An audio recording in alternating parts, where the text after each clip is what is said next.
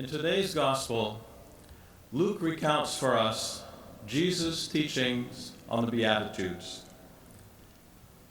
Jesus comes to a level place where a great crowd of his disciples and people from around the area have gathered, eager to hear him speak. And then, looking at his disciples, he begins. Blessed are you who are poor. Blessed are you who are hungry now. Blessed are you who weep now. Blessed are you when people hate you, exclude you, revile you, defame you. For surely your reward is great in heaven.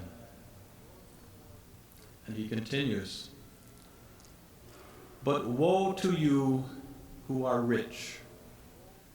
Woe to you who are full now. Woe to you who are laughing now. Woe to you when all speak well of you. I don't know what reaction the disciples in Jesus' audience had to this teaching, but I always find it startling and difficult. Am I to understand that Jesus is idealizing poverty, hunger, sorrow, and injustice? Some of the very things in our society and in our world that we are exhorted to alleviate and to eliminate. These are some of the very things that we named as darkness during Advent, and into which we, as disciples of Christ, are called to bring healing and the light of Christ. Am I to believe that if I'm well off, or reasonably so, or that if I am well fed and healthy, or able to laugh and enjoy my life, and that people speak well of me, that somehow this is not good? That somehow I will be sorry and even suffer punishment? I know that I'm more familiar and more comfortable with Matthew's recounting of these Beatitudes. For one thing, Matthew is less personal. He has Jesus say, blessed are the poor. Blessed are those who mourn. Blessed are those who hunger and thirst. Blessed are those who are persecuted. But Luke's Jesus directs his teaching directly at the disciples, engaging them personally. Blessed are you who are poor, you who are hungry now, you who weep now, you who are reviled, excluded, and defamed. And Matthew, in a sense, spiritualizes his Beatitudes by adding qualifiers like the poor in spirit, those who hunger and thirst for righteousness, and those who are persecuted for righteousness' sake. Whereas Luke is speaking about the real poverty, the real hunger and sorrow and persecution that people experience today, here and now. I must admit, I'd rather stay with Matthew. But it's the good news in Luke that we must hear. When Jesus says, blessed are you, we must not read it as praise or blessing. Jesus is saying that in some way we are fortunate if we are poor, hungry, sorrowful, or the victim of slander and injustice. Similarly, when he says, woe to you, he's telling us that in some sense we are unfortunate if we are rich, well-fed, happy, or praised. Jesus is not promising the kingdom of God to the poor and the dispossessed because they are somehow better or holier than those who are prosperous. What he's doing, though, is teaching us something about God. He's drawing on Israel's faith tradition that believed Yahweh was the protector of the poor and the defender of the not because they were more pious, some were not, not because they trusted in God alone, some did not, but because God owed it to himself to assure justice, and owed it to his justice to bring about a just kingdom. And the Jewish people came to believe that one day God's justice would be established, that he would rule over his kingdom on earth, and the poor and powerless would take their rightful place.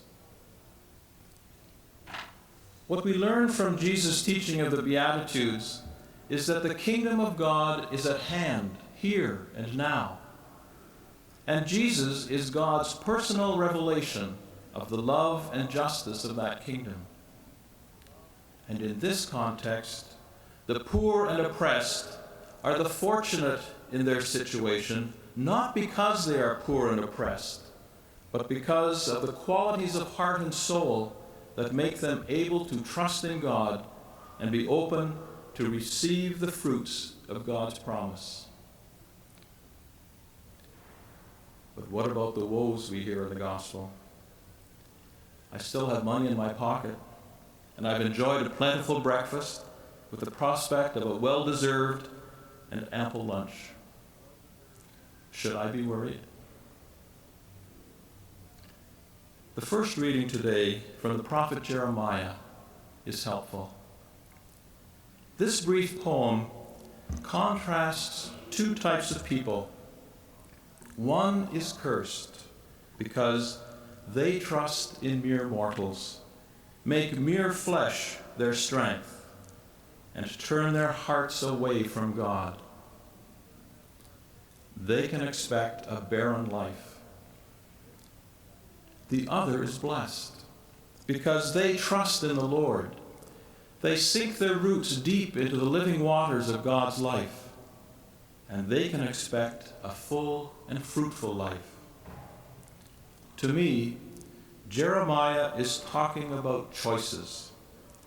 And the choice to trust in the Lord or to trust in mere mortals does not depend on how rich or how well fed or how happy I am.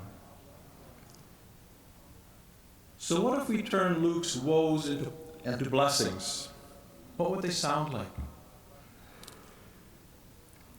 Blessed are you who are rich. Rich in money, in skills, in talent, in power, and in time. Because you can lift the burden of the poor and the oppressed, if you choose to trust in the Lord and not in your riches.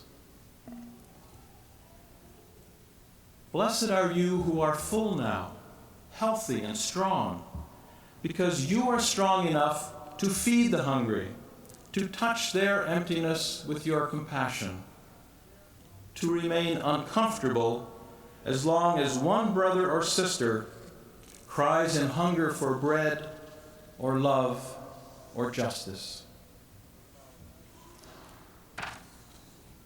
Blessed are you who laugh now, because you can bring the laughter and the joy of Christ to others whose days are weighed down with tears.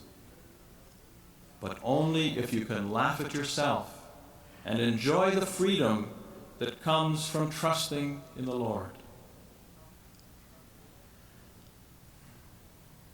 So it's time for each of us to ask ourselves, what are my beatitudes?